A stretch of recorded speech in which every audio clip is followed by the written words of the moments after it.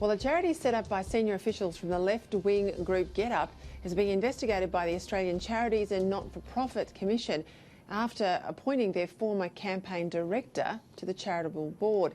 Now, the charity is called the Commons Library, and it says it's an online public library that includes collections of articles, manuals, training materials and practical guides to inform and equip Australians to influence public policy.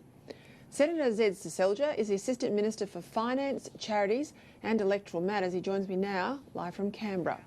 Thank you for your time, Minister. I'll start with this issue, but I've got a couple of other ones that will sit under your portfolio I wouldn't mind getting you to comment on. But what do we know about the links between, or the purported links between GetUp, the activist organisation, and this charity that now is being investigated? Well, the links, Peter, are quite substantial. So what we know from some of the public documents is that there were a number of GetUp operatives and former GetUp operatives who initially established this charity. And of course, this charity gets a tax status that groups like GetUp don't get. And we've seen a revolving door of former GetUp operatives, including their former campaign director, now appointed to the board of this organisation. We also know that there have been some financial links. We don't know the extent of those. We know that this Commons Library, so-called, declared about $90,000 in sponsorship spending, and we know that they were one of the sponsors for one of GetUp's events that they held. So there is a financial link, there are personnel links, a bit of a revolving door. They shared a premises at some point. And so what I want to get to the bottom of, and the Commissioner is now investigating, is, is this legitimate, or is this being effectively used as some sort of front for GetUp? Because GetUp has very different rules, and they should, because they are a campaigning organisation, whereas groups like Charities get different tax status, including things like DGR, where if you make a donation, you get a tax deduction as a result.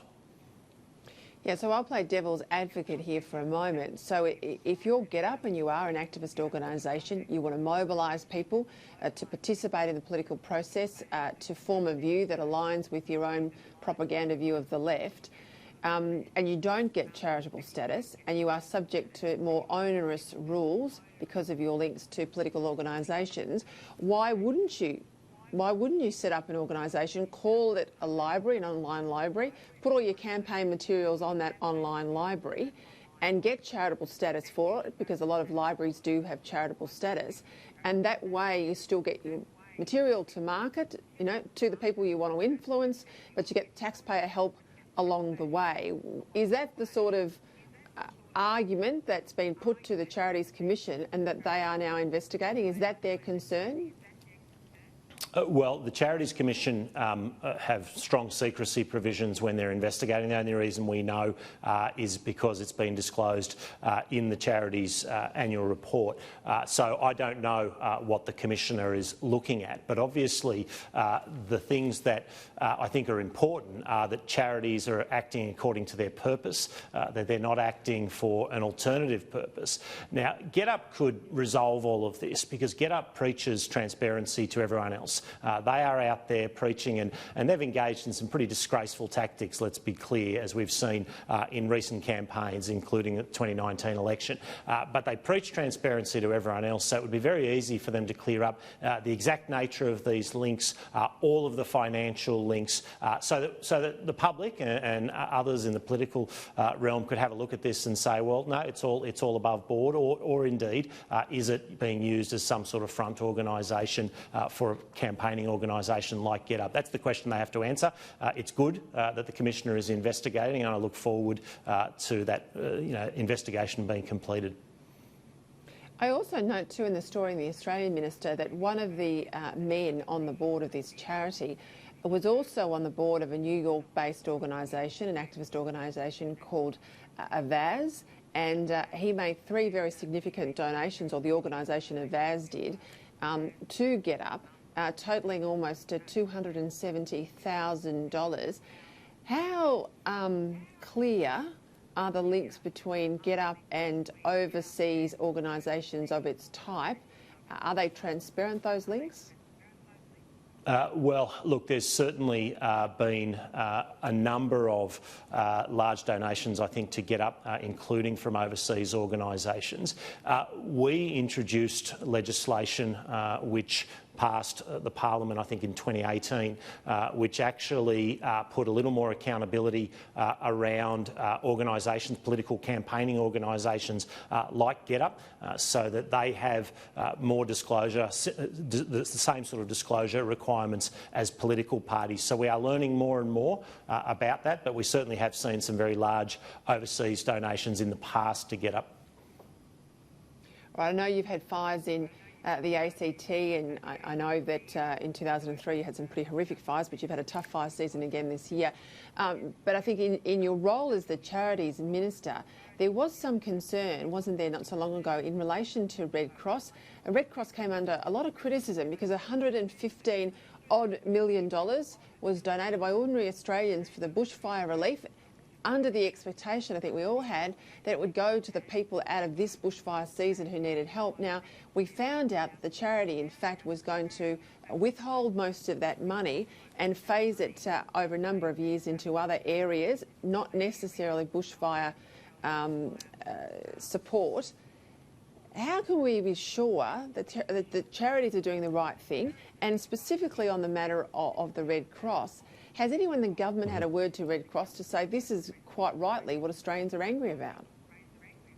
Well, I certainly have had a number of discussions, and I spoke to the Red Cross around the time that we saw those media reports, and they did subsequently clarify, which I welcomed, that all of the money that had been donated would be spent on bushfire recovery, and they set out that there would be an amount potentially for administrative costs along the way, but it would all go towards emergency relief and recovery in these areas. I understand the latest numbers I have is that Red Cross have distributed around $27 million of the money that has been raised, and in fact I think it is going out at the moment at the rate of about $1 million a day is the latest information I have. So, yep, you're right.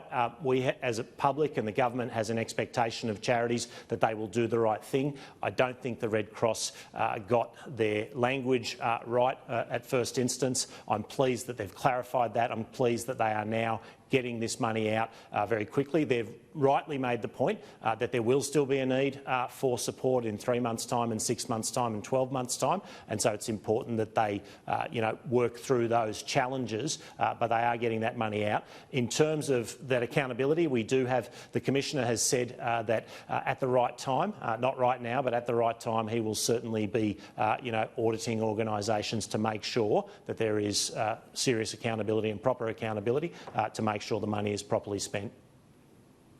And just before we go, I mean, are you going to book a table at Otis every Wednesday night now and watch the comings and goings of pro-coal Labor MPs? Well, look, I would love to come along because, I think it's important. We've got a strong coal industry, and I think it's good that we finally see some pushback in the Labor Party against, the left and the dominant part of the party. The Labor Party has been completely captured by the Greens in recent years, and so, look, I say well done to those individuals in this group. It's good they're pushing back. It's unfortunate that they are a minority in the Labor Party, and it seems that until they get a majority, we're going to have, I think, some pretty bad policies coming out of the Labor Party when it comes to mining, when it comes to emissions reduction.